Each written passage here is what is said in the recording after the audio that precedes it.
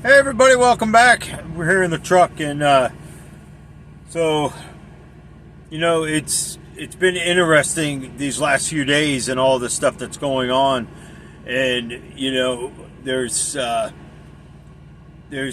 lot of stuff that I've been seeing through these visions, and a lot of stuff that I've been seeing through just dreams and stuff. There's things that we can believe or we're not going to believe, and there's things that we're just going to overlook, and there's times when you're just going to plain out just either accept it or you're going to roll the dice. When you're rolling the dice with the devil, you better be very careful. I don't recommend it at all, but people still do it. Coming from that realm and coming from what you see, it's not these movies that you see on TV. The exorcisms and the Damien movie, and we can go down the list of Interview with the Devil. Well, if you watch the trailer of that nonsense, you can see how fast that you're playing with fire. You can see how fast that you're playing Russian roulette, and you think you're playing check. You're playing checkers, but he's playing chess with you. And he's going to outdraw you every time. But the thing of it is, and I'm not giving the devil any credit or anything over people or anything like that, but I'm saying you got to give him his due and what he's capable of doing and what he's capable of what's going to happen. I talked about the bridges. I've talked about things happening, and people, it's happening. I speak of things before they come because I want you to hear the stuff, and I want you to know what God's speaking. I've been speaking so much about time going into that secret place with Him and sitting with Him and just praying. And even if you got to turn off everything in your house, but hang something on the door, somebody comes and knocks on the door trying to find you, to have that moment with Him. What's it going to take? Is it going to take what's coming? Is it going to take this darkness? People are going into an area in life, and we just keep going through this routine day after day after day after day. Now, I'm not saying there's people not out here praying, and I'm not saying that, and I'm not saying that people are not spending time, with the Lord Jesus Christ. But I tell you one thing, this Passover is coming up. It's going to change a lot of things. Now, you look at the Passovers and the times and events that took place. What did He command them to do? Put the animal's blood over top of your door, and the angel of death would pass through. Pass over. It passed over.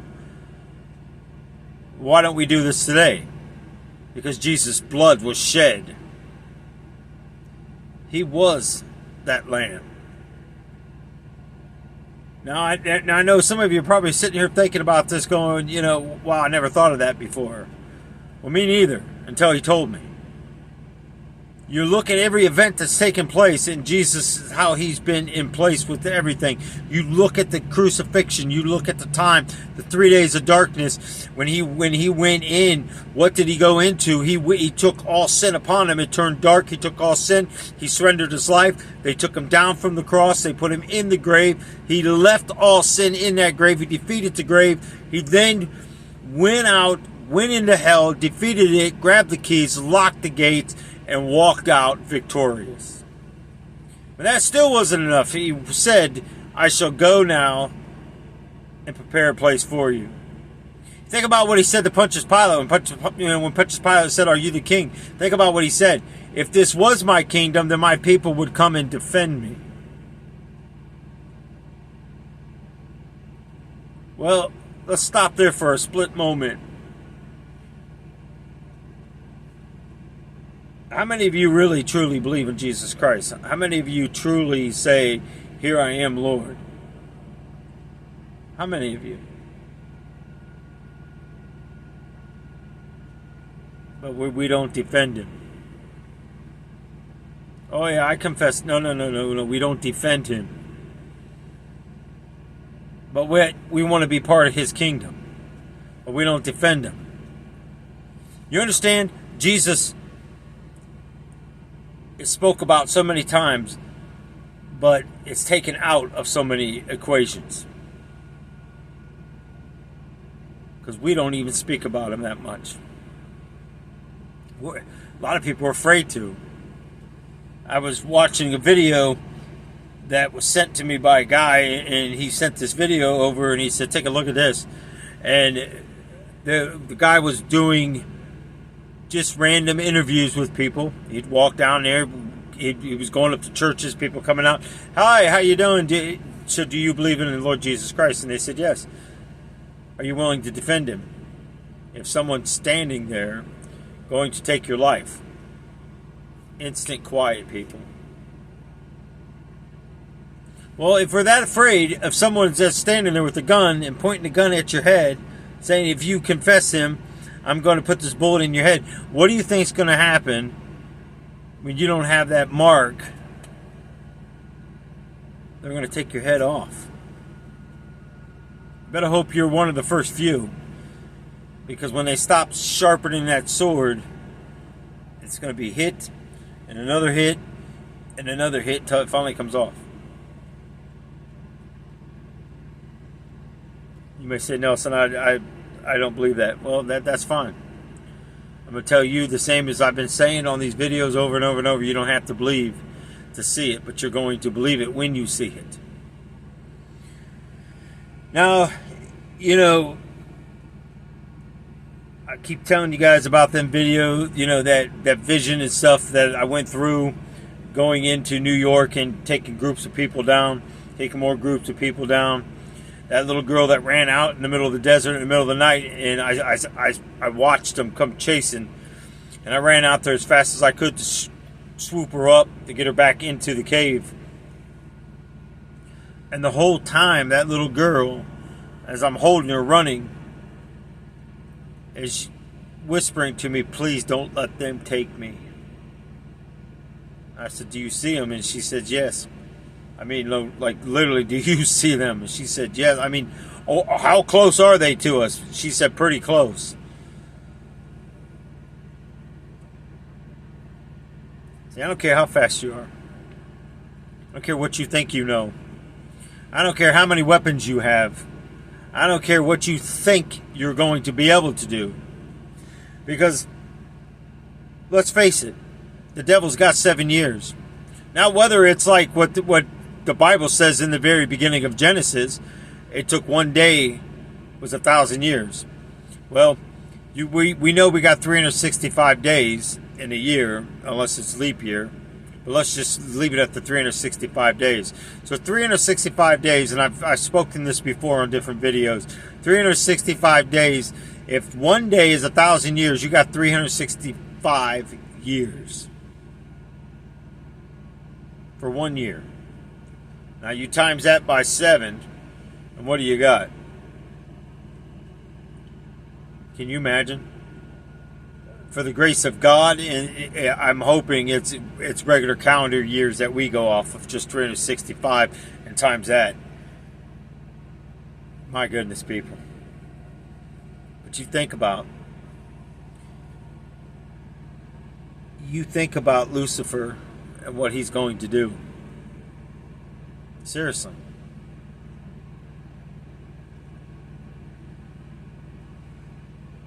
Do you know what it's like to be hungry every day? Do you know what it's like to thirst? You can't say I won't do something when you have no clue.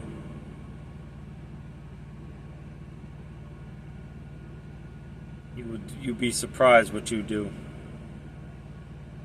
You'd be surprised what's coming. You know, I believe this darkness is coming, and I believe through this darkness we're going to see some wicked stuff. You know, I seen this vision the other night. I woke up and I had the same thing again last night. I've never seen this demon before. I don't know this demon. I don't know nothing about this demon. But the only thing I can tell you, it's as fast as a cheetah when it runs. When it's upright and when it goes down on all four and it runs, it's fast as a cheetah, maybe faster. So you can't outrun this thing. It's got retractable finger, like nails. They retract in almost like Wolverine into the Wolverine's hand. It's the only way I can describe it, but it doesn't go in his hand, on the top of his hand, like that craziness does. It's actually his fingernails. Or her, whatever this thing is. But I tell you what, super strength, I've seen strength before, but I've never seen strength like that. This thing literally just comes up and snatches a hold of this person, throws it down on the ground, and put his palm, just the palm, it bent this part of its fingers like like the top of the finger was almost touching the back part of its hand here. And it put its palm right down on its head, and it just reached down and it leaned forward. It took its other palm and put it down in the dirt, and it just stared at me. And as it's doing it, it's just snarling at me. And with this, only thing I can say was like a Joker's laugh. And this Joker's like smile, and it pushed down, and all I heard is that snapping, crackling, popping, and it crushed that person's head like you would smash a pumpkin. Now, I don't know if anybody ever took a pumpkin and tried to smash a pumpkin or a watermelon. Go try it once. It's not so easy. I remember one time in training, the coach, he had the padding on and stuff, and he took these pumpkins, big pumpkins, and he held them up. We had to hit them. Our hands were taped, but we had to hit these pumpkins. And it hurt. I mean, literally, it hurts your knuckles. Just even punch these dang on things. And I remember him telling us, discipline, overcoming the pain, overcoming your body will be the hardest thing you'll have to do. See, I always said when you were fighting and you got to that point in life when you're ready to be knocked out, and you can feel your legs like buckling, and you can feel it's almost like like I spoke, that everybody's seen a movie where somebody's like drowsy and all you hear them kind of make it go silent, kind of like that's pretty what you hear. And then all of a sudden when you fight through it and you come back through it, it becomes like boosh, all of a sudden, man, like somebody just blared a stereo right in your ears. And you got a split moment. That guy's coming because he knows you're still not 100%. He's coming at you. And you got to move. But your legs are like rubber bands. You can barely stand. You can barely move. But if he gets a go at you, probably you're going to go out. That's it. There's no other way around it. And why I'm telling you all this stuff about boxing and fighting is because when you deny your flesh and you deny access, you go through a fight, people. It's a war against yourself. To overcome hunger and to overcome it, but if you're going to overcome it, you got to pray. You got to be in prayer. And I've told you before, I don't know which is worse, being thirsty or being hungry or being cold. If I had to pick one, wow, it's kind of hard to pick one. Because I think about being cold, and it sucks. I mean, literally, it sucks. Being cold is the worst feeling in the world. Being hungry is the worst feeling also, because your stomach hurts, you got pain. But being thirsty, well, if I had to eliminate one right off the bat that it's horrible, I would say thirsty. Now, which is the worst of the left of the two? Man, I don't know. I would have to say being cold your body just accepts it, and eventually you just stop shivering, you stop doing anything, and you know you're pretty much going into hypothermia, or because you're just so freezing cold. You know your fingers are burning and they stop burning, and you know that's frostbite ready to start setting in, and you just know that there's no good coming from this. You know, I remember going and finding clothing and stuff and just wrapping my hands at all times and just keep moving my hands and trying to keep that blood circulating. Just constantly moving, and you didn't want to sleep because you wanted to stay active as much as possible, but your body just shuts down. I mean, instantly you just fall asleep. And I remember a few times thinking, and I just hope I don't wake up. You know, I'm telling you this because we are too busy just asking Jesus for everything under the sun, but we're not listening to Jesus. And I believe there's going to be coming a time real soon that you're going to start hearing people tell you that you need to deny your body. And I'm telling you, it's going to be hard, people. There's nothing easy about it. There's nothing easy about what they call in the Christian realm is fasting. Okay, well, I've fasted before, and I fasted through the demonic realm. Let me tell you, the demonic realm was a walk in the park. It truly was.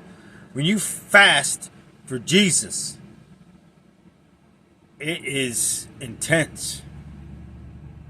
But that prayer time, but we have that opportunity to pray with him now. We have that opportunity to sit quietly and go to the secret place with the Father and give him the respect he deserves. Why do we think that we do not have to pray? Why do we think that we do not have to ask what he has in store for us when he created us, when he sent us here? You wouldn't be here if he wouldn't have picked you. But we feel like we could just control our own lives and do whatever we want. It doesn't matter what he wants, because your flesh is more important. That means giving up stuff. It means allowing things to be taken out of your life that's no good for you. Are you going to allow him, or are you just going to fight? You're just going to continue to fight it? Well, let me tell you right now, I believe some of these people that are going to be left here, it's pretty much what it is. You know, you go off of the Bible and the way it is, and people want to come against everything in there because you know most people don't even want to know that Jesus exists, because they don't want to know it, because they know once you accept the truth, you're held accountable for it. You tell an alcoholic he's an alcoholic and he confesses that he's an alcoholic, now he's got to own up to it. You know, I'm about to, you know, the Lord's been showing me a lot of things over the last few days, and things that I need to correct in my life. And a lot of it was, you know, I'm thinking, okay, do I continue on with these YouTube videos? You know, there is some on Rumble, but I don't have much luck uploading stuff on Rumble sometimes. So, you know, and I'm thinking with work and everything that's going on in my life, you know, it becomes a lot. And then when you start reading emails and you start reading all this stuff, it's like, and granted, you know, some of the people has been on this channel for a while, you know, and it's like, and I get it, you know, people do stuff out of kindness and just trying to, you know, I've had people tell me that I've misspelled words. I had people tell me that I didn't put a capital in the heading and stuff. Well, you're right. I mean, after I've done it, then I think about it going, oh, I didn't put it, I didn't start the thing off with a, you know, capital. But sometimes when I do it so fast, and there's times that I couldn't tell you if I spelled the word right or not. But it's okay. I appreciate it. At least someone's trying, And instead of cracking fun and all that, maybe they are. I don't know. Uh, you know, I've had some pretty nasty emails lately, and you know, but you sit on a throne that's higher than God's. So be careful with that. You know, when Lucifer's out walking and the whispering, take the stone from my hand, cast it at me. I'd rather you use my stone to throw it at me than your own. You'll feel better about it. You can save yours for later on when you decide you want to throw it at somebody else. You can have mine. Toss it back at me. But you got to remember, sometimes people catch something that you throw at them. Doesn't mean I'm going to throw it back. It just means I'm going to set it on the ground and go to prayer for what you just done. Meaning, what if you're left here? What if you're left here and I'm the very guy that Jesus sends to come to rescue you?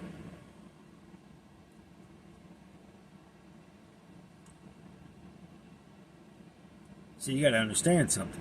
You may say, well, Nelson, you wouldn't have no idea if it was me or wasn't me. Yeah, but you got to understand something. Jesus will give you knowledge. Somewhere down the line, and eventually truth comes out. See, I used to tell people all the time, it's not necessarily truth until you speak it, because once you speak it, there is no taking it back once someone hears it. So, be very careful with that. You know, just kind of going over my notes a little bit, but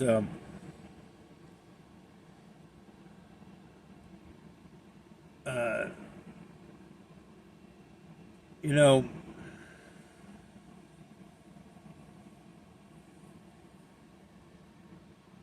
I don't know what it's going to take for some of you to really start looking at your lives and looking at these things on here. You know, yes, I understand I don't give dates and times on a lot of stuff, nor will I, unless Jesus actually gives me a date and time. I estimate things by what I see and timelines off of what he gives. You know, when he speaks June, I'll tell you June. Like he told me that evil will show itself even more come June. I believe we're getting ready, and he told me in April was going to be a change of event for us. The world as we know it will change. Well, here we are getting ready to have this eclipse that everybody's going cuckoo for Cocoa Puffs over. I really could care less. I've seen enough of them. I don't really care. It doesn't. What's the one where it happens at nighttime with the moon? Something, I don't know exactly what happens, but I had somebody argue with me and say they don't believe it's ever happened at nighttime. I'm telling you, I was at work one night and we stood out there and watched it. Or maybe it was just a fluke of an event or something, then we're the only ones seeing it. I don't know, but I can tell you exactly where I was working, and I can tell you approximately about the year it happened, because I was working at Spitzer Ford in Cuyahoga Falls. We were working back in the wash area, washing cars and stuff. And one of the guys who was there, I remember his name is, and that's usually uncommon for me, but Dylan Smith. I'll never forget it. He originally had a Camaro. I think he traded it in. I think he got a Saab or something. I can't remember, because he was having a lot of problems with his car. And so I remember I was looking up there and just watching it, and it turned blackened. You know, you think about the moon turning blood. There's another sign. People, I keep hearing these trumpet sounds and this stuff going on. And this, I mean, I've been down in West Virginia. I've been up in Illinois. I haven't been to Michigan in a while. I haven't heard anything in Michigan, but I was there But Pennsylvania, last night I was woken up again by the same thing. It was 111. So basically 11 after or 111, whatever you want to say. And I believe it's a warning. I believe it's a warning. I've seen a bad storm hitting California, and I want to say it's more going to happen into Sunday, which is a couple of days away. So it's which is Easter, the resurrection. So I got a feeling it might come Sunday into the 3 days after, or it might happen in a few weeks. But I don't think it's going to go past a few weeks, because I keep seeing California being struck with water, lots of water, damaging winds. I keep seeing this hurricane type weather hitting the bottom part of Texas and rolling right up into Florida, to the Panhandle area. But then I see it like taking off and going up the East Coast line, which ends up doing some damage and stuff going up there. But before it takes off, I listened to the weatherman saying the storm's over, we're in the clear, but yet they didn't see a back build, and this thing back builds and comes down, and it hit Miami, and it looked like some of the Keys to me was underwater, and this thing shot like a cannon straight all the way up, and guess where it hits? New York. Well, with the temperatures being cold and this thing's heat risen, and I would imagine it's like two locomotives hitting head on. But I've seen a lot of people dying. Somebody asked me once, what do you think the Bible means when it says the dead shall rise? The only thing I can think of that is if these people are in heaven, that he's taking their bodies home. Because when you go to hell, you're taking the body that you have right now. You're not going to be made new. You're not going to be washed over or anything like that. You're just going straight into hell, and torture is going to be your new. You may say, well, Nelson, what exactly does that mean? I'm telling you, you're not going to have a moment's peace. I'm telling you, you're going to be going through every kind of situation that you think that you never would ever have to go through. You're going to go through it. What if I came in your house right now and said, okay, lay on the ground, I'm going to start peeling your skin off you. I'm going to cut your tongue in slices because of all the lying you did. I'm going to cut off your fingers for stealing.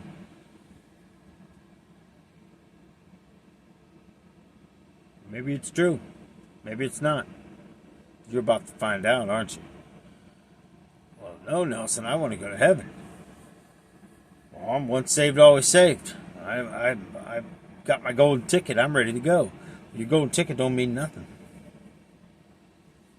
You made to deal with the devil, not with God.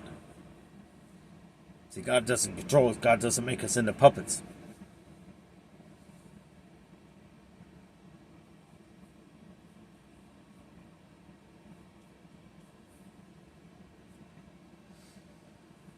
But it's up to you to decide.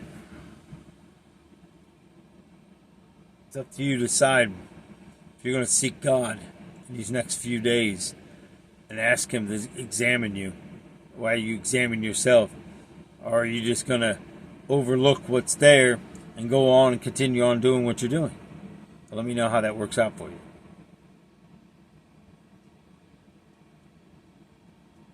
It's up to you. I don't know what the noises are. It kind of sounds like trumpets or something like that. I'm not even saying it's a trumpet. I don't know what it is. It sounds like somebody blowing through a moose's, not a moose. I'm trying to think of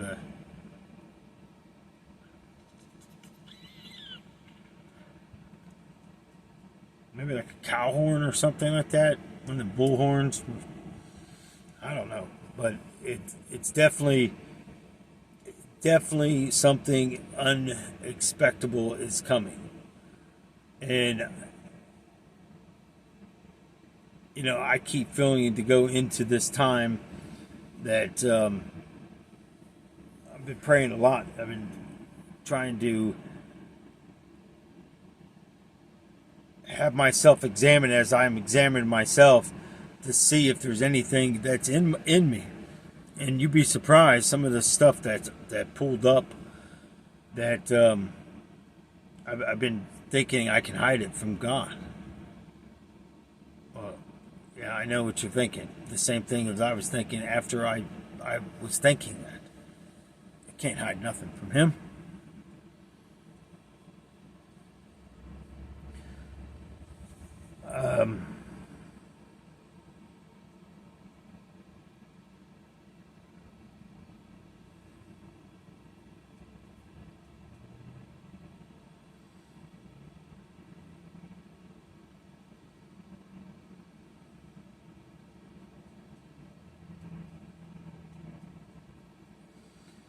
If you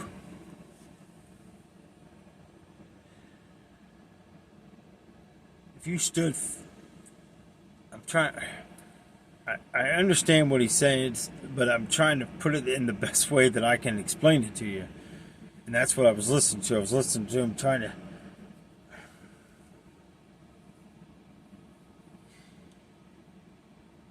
If your boss told you to do something that you knew was either going to put harm to you, or if he's saying, well, if you do this favor for me, and I think you understand what I'm trying to say, you would stand a better chance of getting this promotion.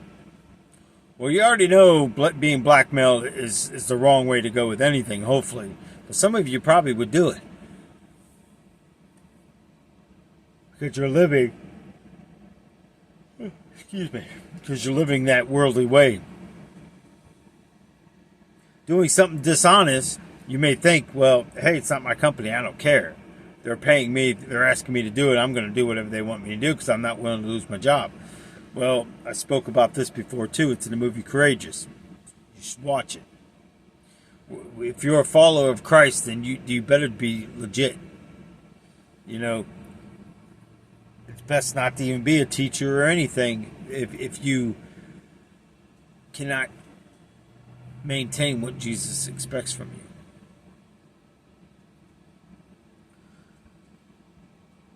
We are going to face extreme difficulty. And I believe with all this stuff that's going on and everything with the government and all the stuff going with the rising of everything, food is getting ridiculous. Fuel, everything. But praise be to the Lord that He provides all that we need. Why are we so afraid? Why are we afraid to die? Why are we afraid that the end times? Why are we afraid of if it becomes dark and this eclipse closes everything out and we lose our grids and we lose lights and utilities? What makes you think that Jesus can't provide the very things that we need? Because disbelief will get you wrapped up into hell every time. Just saying. Try it. See what happens. But anyways, I do have a lot more to say, but I'm going to do a part 2 on this. And I'm going to go lay down for a little bit. I'm going to get up in a couple hours here and do it again. I just got so much in my mind, and I know sometimes I get on here and rant and rave, but I'm doing it for the benefit, and hopefully it's helping some people. And hopefully that you're receiving a lot out of these videos, and we'll see. If I was a number person, I definitely wouldn't be doing YouTube anymore because the numbers are not there. But I have seen a lot more likes. And today when I was driving, I heard one of the videos come on, and I said, hey, that sounds like me. And I looked down at the phone, and sure enough. So it's starting to work. So give that thumbs up. be looking out for part 2 of this, and I'm going to try to get this uploaded, and the one after this is probably going to be about another 30-40 minutes. So altogether, you're looking at 2 videos, probably about an hour. Depends, I guess, because I got to go back and still work on the other one. So I'm already probably 20-30 minutes into that one, plus what I'm going to add onto it at the end of that. So heck, it could be a total of an hour and a half, 2 hours total between just 2 videos. But it's something you guys are not used to.